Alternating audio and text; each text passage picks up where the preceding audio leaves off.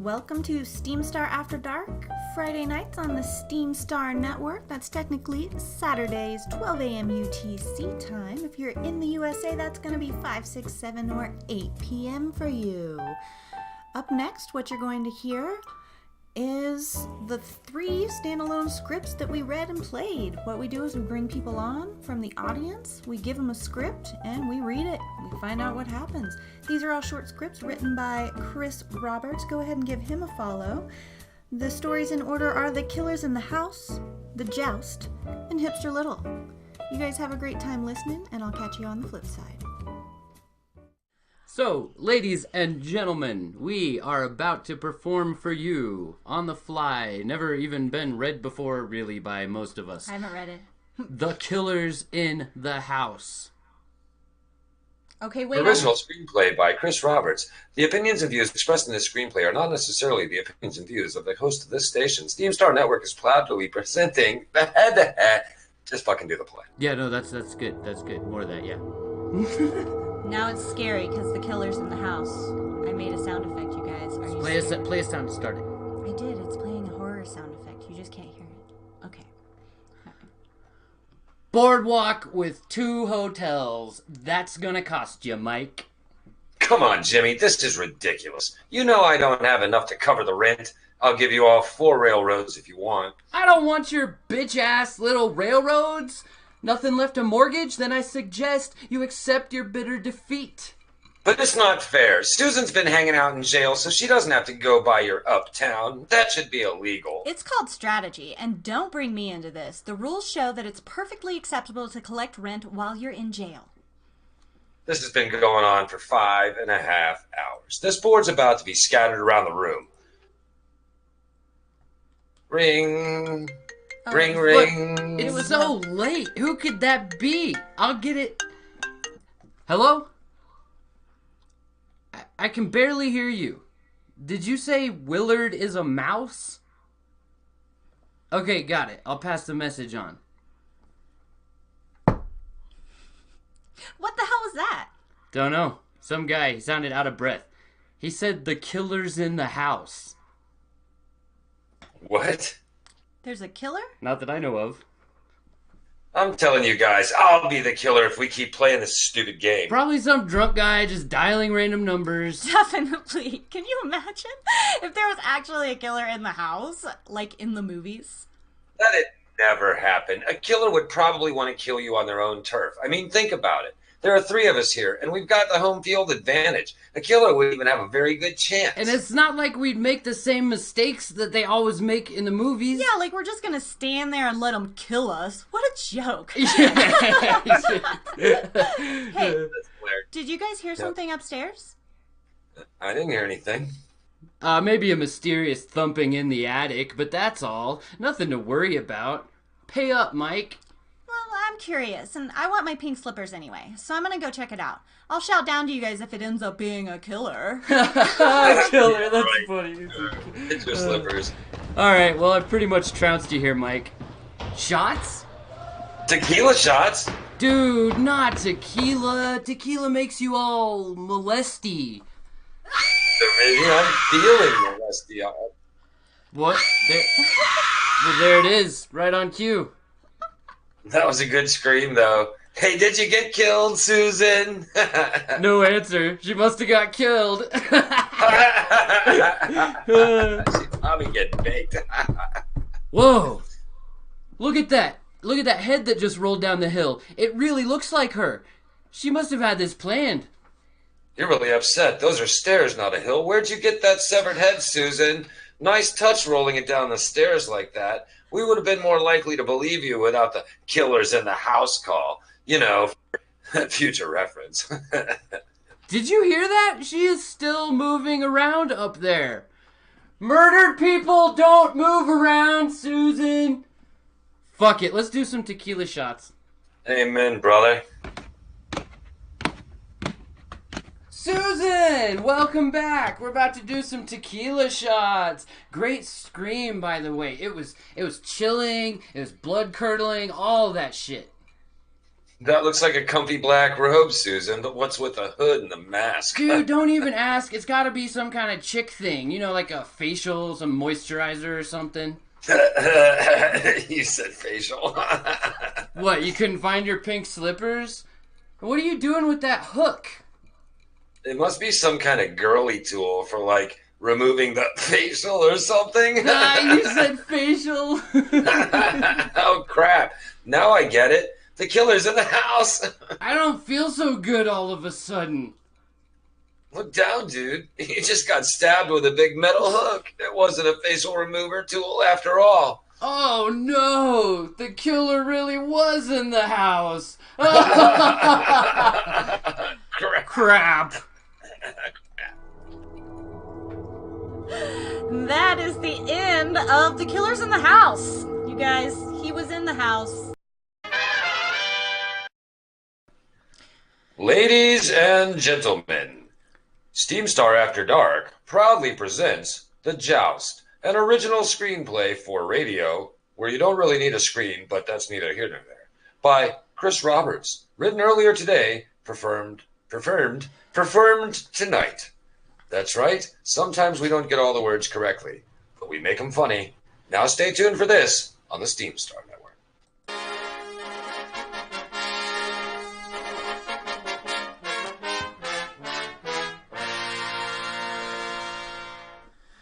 Welcome, lords and ladies from across the kingdom.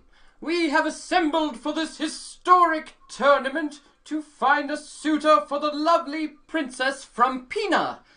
After 2 days of fierce competition and courtly chivalry, but 2 knights remain. Her Magnificence, Queen Frumpella, has agreed that the winner of this final competition shall be the most deserving of her daughter's fair and clammy hand in marriage. Due to an aggressive nosebleed, Princess Frumpina has withdrawn from the tournament grounds for a nap, but this should have no bearing on the outcome of the tournament. At the pleasure of Her Magnificence the Queen, we will begin the final event. Brave knights, proud suitors, distinguished guests, thank you all for coming to my tournament. The time has finally come to marry off my only daughter. My heart is filled with joy.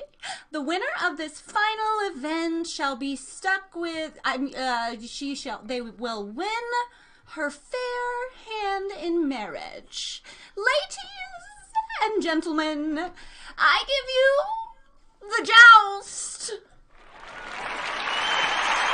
And now, to present our first finalist from the province of Steemit, at the northernmost portion of our lands, I present the brave Sir Corkington. Thank you, Your Magnificence, for this opportunity. He thinks this is an opportunity. Ever since I was a young boy in the countryside of my family's beautiful land, I dreamed of the day my sporting skills would win me a wife, though I have yet to look on her with my own eyes. Tales of the beauty of Princess Frumpina have resounded through the rocks, trees, and rivers of my land. And I paid good money to make sure those rumors spread. Money well spent. I pledge to joust today for the honor of my family, and to woo the fair heart and hand of the princess. Fair is an understatement. She's downright pasty. Very well, Sir Cork, and may your heart guide your land. And now, to present our second finalist, from the glowing and vaporous swamps of Atrophis on the eastern borders of our land, comes Sir Bobo of the Large Heads. Hello. We've got a real winner here. Welcome, Sir Bobo! How will you win the heart of Princess Frumpina? I smashed stuff. Oh, well, certainly she will be wooed by your incredible strength. Meat. I presume you mean to say you will hunt the world's most exotic meats to serve at the table of Princess Frumpina. Meat. With any luck, Sir Bobo, the blessing of the Queen, the princess will be eating your meat this very night. Proceed! Brave knights, approach the center of the field. We meet at last, Sir Bobo. Though I am intimidated by your size, my desire to win the heart of the princess spurs me on. I have indeed heard tales of the size of your head, but none of them have done justice to its true magnitude. I'm Joust. You certainly are, Sir Bobo, and I'm prepared to risk my life against you in noble competition. But I urge you to soften no blows, take no mercy. I wish to win fairly. I'm Win. Truly, I admire your confidence and competitive spirit, Sir Bobo. May the best knight win. Meat. The joust will begin momentarily, but first, the Princess Frumpina's nose has finished bleeding, and she would now like to rejoin the audience. Behold her graceful limp. We are so fortunate that she has chosen to grace us with her stately beauty. Oh my God! Is that the... Oh, what have I gotten myself into? Meat. Indeed, Sir Bobo, this is my first meeting of the princess, and if my eyes do not deceive me, the tales of her beauty and grace have far exceeded the truth. I'm Joust. Brave knights, square off in the field facing one another. On Queen Frumpella's signal, the joust will begin. Oh yeah, the joust. On your marks. What am I gonna do? Get set. I've got it. Joust! And they're off. Both knights are picking up speed as they barrel towards one another. Sir Corkington is veering slightly to the left as they approach the center of the field. What's this? Sir Corkington has narrowly evaded the lance of Sir Bobo, but he's not stopping. What's happening? What's happening? Close those gates! Stop that knight! You'll never catch me. Sir Corkington has leapt over the spectators. He made it to the garrison wall just as the gate was closing, squeezing through just in time. I have never seen a knight ride so swiftly. Damn. Almost had that one. Due to an unexpected assault on bravery itself, Sir Corkington seems to have run away. Therefore, it is my duty to declare Sir Bobo the victor. Congratulations, Sir Bobo. Please take my daughter. Come by the palace later and I'll provide you with all her medication schedule. May you tolerate her for many years. We've got this up next. We're on Steemstar After Dark. It's Friday nights here on the Steemstar Network with your wonderful witness host, Sir Cork, myself, Carrie Allen, and my husband, Chris Roberts. Tonight in the show control booth, we're going to put on a little play for you. And we're also going to star... Sorry about that sound. Making sure I wasn't disconnected again. Asaria is going to be one of our stars tonight, and that Sweeney guy is staying in with us for a minute. Did he confirm he would do that? That Sweeney guy. Oh yeah, I'll stay Cool. around for now. You're Devin. I'm sure that you got that then. Okay, so we've got the script, and we are ready to go. It's short and sweet, so sit back, relax, and enjoy the show. A young hipster was walking through the streets of Portland, Oregon, when a large chunk of ice plummeted from above and exploded on the sidewalk in front of her. Immediately alarmed, her first thought was, Oh no! The sky is falling! More specifically, large chunks of ice are falling from the sky. It must be climate change. I've got to go tell Scott Pruitt, head of the Environmental Protection Agency. So the young hipster called for an Uber, and when the Uber arrived, she was off to find Scott Pruitt, head of the EPA. But first she needed to pick up a couple of soy lattes. At Starbucks, she ran into her friend Devin. Oh, hi, Devin. The sky is falling. Climate change. I'm on my way to tell Scott Pruitt, head of the EPA. Wow, that sounds like a worthwhile endeavor. Just let me finish putting up these flyers, then I'll come help you. And so the young hipster and her friend Devin were off to find Scott Pruitt, head of the EPA. They needed to make one more stop at Devin's house so he could pick up his traveling bag, but they were delayed by Devin's older sister, who was skeptical about their story.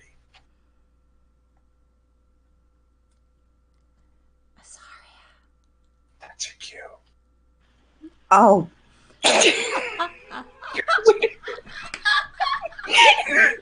Wait, I can't. This isn't working. Wait, one second. Okay. So Come on, sis, we were talking. But they were delayed by Devin's older sister, who was skeptical about their story.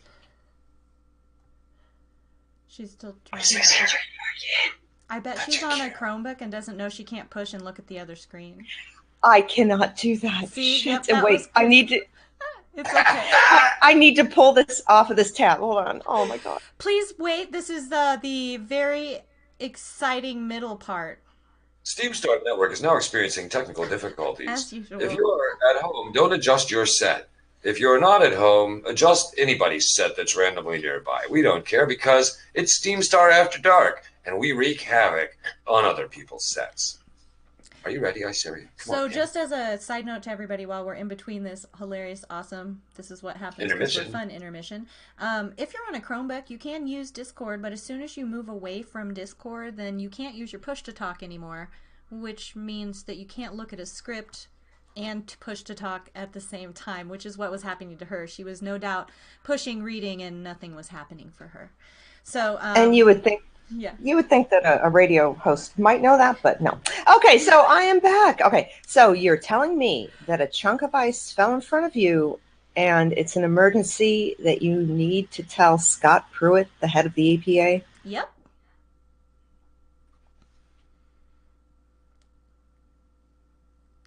You again, Azaria?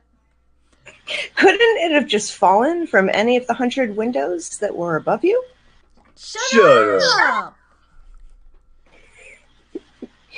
That's a good point. I'll come with you. And I know how we can get there. Hillary Clinton is having a book signing right now at Barnes & Noble. If we hurry, we can catch her. Sure, she will know how to get a hold of Scott Pruitt, head of the EPA. And so the three were off to Barnes & Noble to meet Hillary Clinton. The line was surprisingly short, and quickly the three found themselves in front of a table facing Hillary Clinton herself. Hillary, the sky is falling, and I've got to tell Scott Pruitt, the head of the EPA, right away. Do you know him? Of course I know Scott Pruitt. It's a good thing you came to me because I have a private plane. And if you just wait a few minutes for me to wrap up here, I'll fly you straight to him. While we wait, would you like to buy a copy of my book? No. Thank you so much, Hillary. This is better news than I could have totally hoped for. Lead the way. And so, once Hillary Clinton had packed her things, the three companions went with her to the airport. They followed into her plane, and none of them were ever heard from again.